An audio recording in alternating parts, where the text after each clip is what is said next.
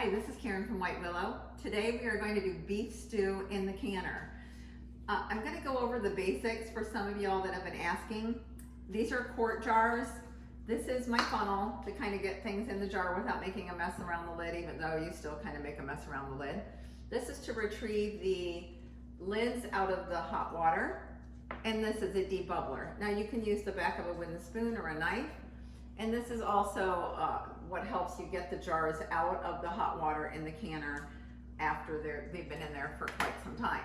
Now we're doing beef stew today, which requires 90 minutes of cooking in the canner.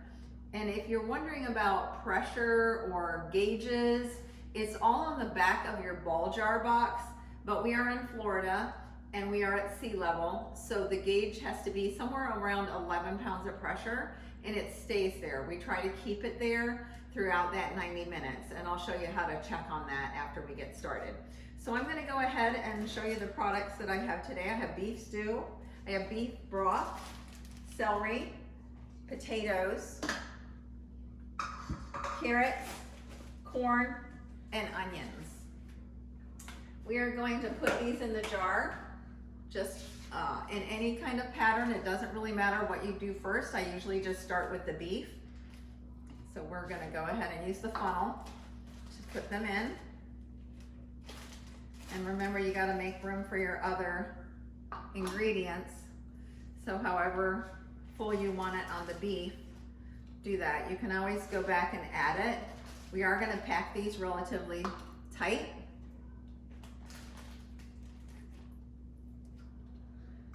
So they'll smash down, because they will compress once they cook in the canner, and you'll have a little more of an air pocket at the top. So we'll go ahead and do these with the meat. And this is just stew meat that I bought at Sam's, so it's not anything fancy. You can use whatever you prefer in a stew. It's got good marbleization and fat on it, so it should be nice and tender.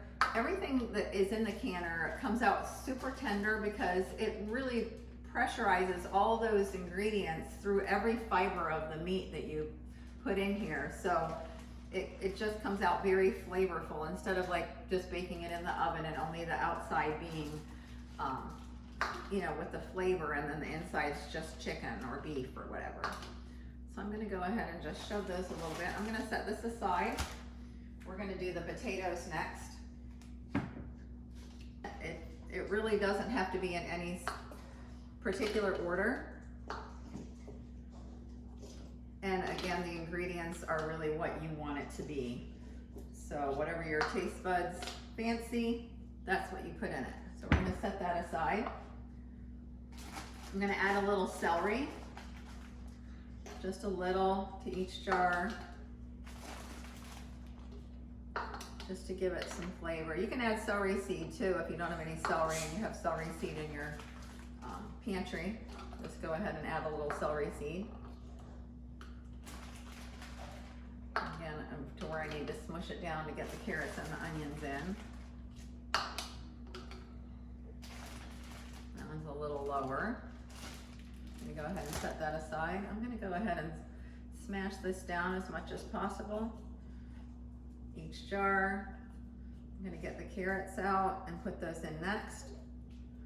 And this will smash down a little bit more when we finish the product, and especially when we add the liquid. So I got my carrots chopped up. I have enough to make a couple batches of the beef stew. These carrots, again, I don't like to cut things up, so I use my food processor or that little chopper that dices things into little squares most of the time, other than the potatoes. I just don't like to cut up the vegetables.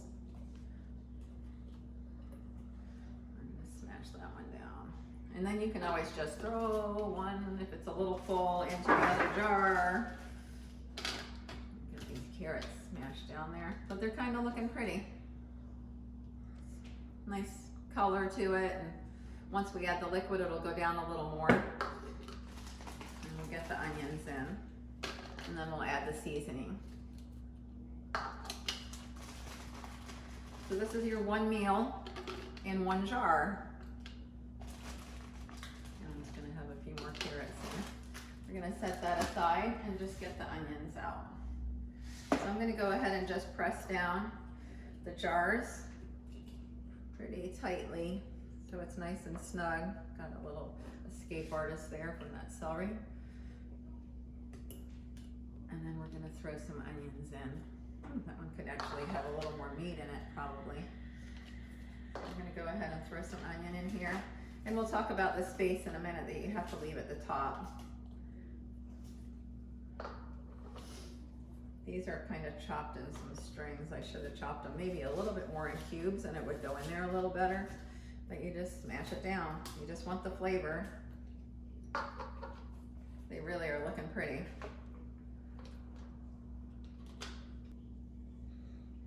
Okay, so now we have the beef, the potatoes, celery, carrots, and onions in the jar.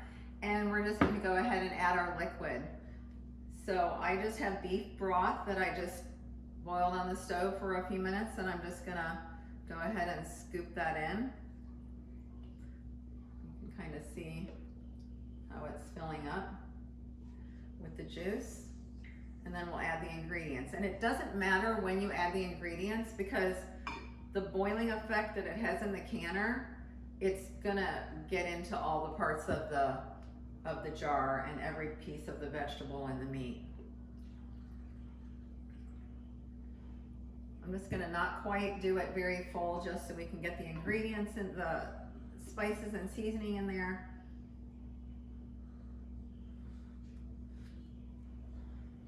Just do a couple more. I do like having a ladle with the spout on both sides because I'm left-handed, so that is a big deal to me. And if you're wondering what my shirt says, my grandkids call me Amma, so that is my name. And very proud of it. Okay, I have these little pieces of bay leaves here, so I'm just gonna, I don't really want a lot of bay leaves in here. I'm just literally broke one bay leaf up into many little pieces. So I'm just adding it one piece to each jar. Then I have some salt. I do use almost a teaspoon of salt in most of my quart jars. So I'm just gonna add that in each jar.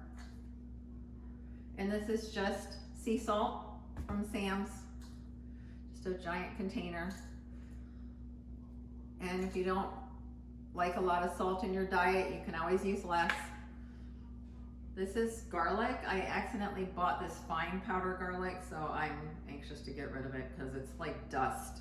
It's just crazy.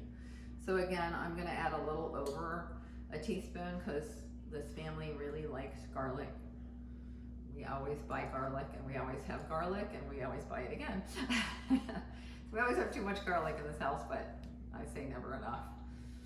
So that's just a heaping teaspoon of that. Now the kind of odd ingredients that I'm gonna add, just because I know our tastes of our family, is just a little red pepper. Now I'm not adding a lot, maybe a quarter of a teaspoon in each jar, just enough to give it a little kick.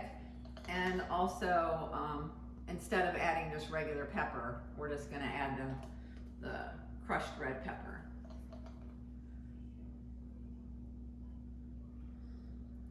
You can add as much as you like. If you like things a little spicier. I'm gonna add a little brown sugar.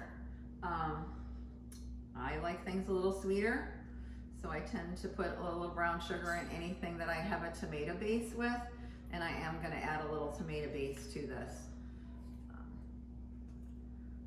So this is just a little over a heaping teaspoon of brown sugar. And again, it'll go down a little bit more once I debubble it. That looks pretty good. I'm gonna add a spoonful of tomato sauce. I'm gonna slide that in, maybe 2. I do like a little tomato-based stew. So this will just add a little bit of extra flavor. And I'm gonna add a squirt of ketchup too, because I don't know, for some reason I've always done that, so that's what I'm doing. There's no real super crazy recipe. I'm not great at measuring, so as you can see, I just scoop things in and hope for the best. So sometimes they come out great, and sometimes they don't come out so great, but still edible. So I'm just gonna do a little squirt of ketchup in each one. I am picky about my ketchup. I like Heinz. It's not an advertisement to promote a product, but it's just what I like. Okay. I'm gonna add one little splash of Worcestershire sauce in each one.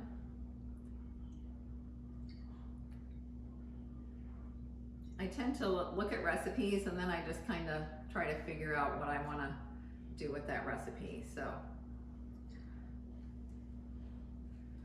I am going to add a little more liquid. You kind of want the liquid to be at the elbow of the jar. So as you can see, it's a little low. And as the liquid goes in there, we'll go ahead and see it go down a little bit more. So I'm just gonna add the rest of the beef bouillon here, and I'm gonna go ahead and get it to that elbow point in each jar. I am gonna see how much it smashes down, so I'm not gonna put it all the way up to the elbow, because when I use the debubbler, it's gonna go ahead and sink a little bit. That one needs a little more breathing room. It looks good. They all look really good. I'm just trying, like, putting it in really slowly because all that ketchup and brown sugar at the top is having it. I'm running out of beef bouillon here, so I'm just gonna add a little water. And it's all good. You can add water if you run out of your beef bouillon. You can just finish it off with water. But I'll just go ahead and top that off with the beef bouillon. So it's nice and beefy.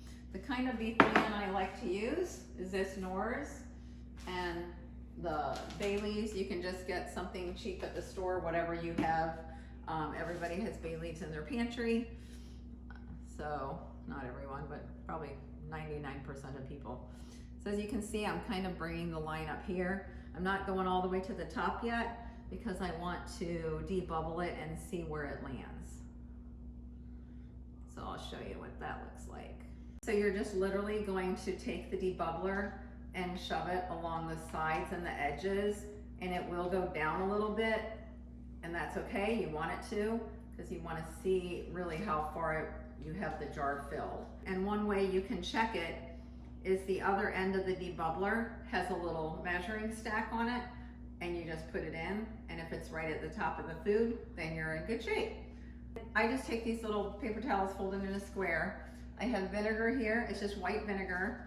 I just dab it in and I clean off the rim. And this is just to make sure that we have a good seal on the jars. Cleaned at the top. I'm gonna go ahead and get the lids out of the hot water. I'm just gonna set this here so you can see it. It just grabs the lid with the magnet. It saves your hands from getting burned. This has cooled down a little bit, so it's not horrible. I actually have 2 lids there, so I'm gonna try again. There we go. It's a pretty cool invention. It helps you out with the control of the lid and not having to stick your hand in that hot water. So my canner holds 7 quarts. So we're just gonna put that down, and we're gonna take the rings. I'm gonna make sure the seal's on in the center. It's not off center, tilted a little. We only put these fingertip tight. So you're just gonna literally make sure that it's good, and you're just gonna tighten it. This is 23 quart, so this one will hold 7 quart jars. The water line is about here. Now it might adjust as we're putting the jars into the water bath, the canner here, because we don't want that water to be higher than the break of the jar. Okay, so I removed some water so that they would only be up to here once I get all of the jars in here. I just want to briefly mention that the only time I use the boiling water, which I do on every time I can, and it's controversial, but it's just as a habit I created for myself, is to put the lids in here so the rubber around the lid seal fits tightly on the jar. So it's still cold going into the canner. So I'm just gonna go ahead and finish these in here. Make sure they're all fingertip tight as you're putting them back in. And sometimes when you pull them out of the canner, the ring will be loose, and that's okay. That means it's sealed well, that it dropped down and it's very tight. So the lid is on. We're just gonna seal it tight. It has a rubber gasket on the inside of this lid so it doesn't, the steam doesn't come out of the sides. This is the gauge that it comes with. It's actually a little heavier than what we do in Florida. You would only need a 10-pound gauge, but I'm used to cooking with this one. I bought a 10-pound gauge and I didn't like it, so it just is gonna go on this little pipe, but it's not gonna go on there until we start seeing some steam come out of here. There's also a little button right here that you will see pop up once the pressure builds up, and then this is the gauge that I go by. So we're just gonna turn the stove on high. So here we are, the jars are in the canner. This little button has now popped up. That's exactly what we want. And I'm not sure if you can see the steam coming out of this pipe, but it's been steaming at a steady stream for 10 minutes. That's what it has to do before you can put the weight on and wait for the gauge to get to its temperature. So I'm gonna go ahead and put this weight on, and then we're gonna wait until it gets to 10 pounds of pressure right there. There we go.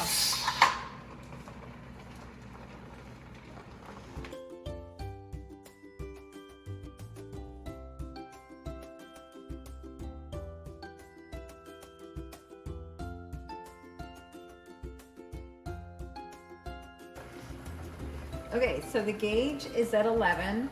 The button's still up. I'm gonna go ahead and turn this down to low, in between low and 2. That's just what works best on my stove. We don't want this to really get above 12 in the state of Florida. Everybody's pressure is different depending on what their altitude is. So we'll go ahead, and once this is at 11, we leave this for 90 minutes. I personally go ahead and set an alarm for every 10 minutes so I can go about what I'm doing around the house and just keep checking to make sure that pressure is still at 10. So we let it can for 90 minutes, and then I have to turn the stove off after the 90 minutes until this button goes down and this gauge is at 0. We cannot remove this weight until this is at 0 and this is down. So now it's good. We've been in the canner for 90 minutes at 11 pounds of pressure for Florida, and we're gonna go ahead and take this weight off. And I just like to put a mitt on anyway because it might have a little bit of heat to it still, but it didn't steam, so that's a good sign. And take the lid off away from us because it's gonna have a lot of steam there. I'm gonna go ahead and put it on the stove. The jars look great, nothing's broken. We're gonna go ahead and use this now to get the jars out. You will see that they're boiling still. They're very hot. I'm gonna put them over here. They look delicious, and actually with the leftovers that I had that I didn't can, we made dinner and it was fabulous. So the recipe is great, but if you can see the bubbles in the jar, it's still really hot. So I'm gonna go ahead and get all these 7 quarts out. Be careful when you're learning the stove with the canner and making sure it's on the proper pressure. You really wanna find that sweet spot on your stove. I know that I can put it on high till I get to the 11 pounds of pressure, and then I turn it down to 2. But everybody's stove is gonna be different, and you're gonna learn your canner. It looks amazing. So thank you for watching White Willow on canning beef stew. I'm gonna listen for the pings in the jars, and what it means is that it's sealing. I already heard 1 ping, so that's a good sign. You always get excited as a canner to hear the pings. But I just wanna say thank you for watching White Willow, and please share this video. Have a great day.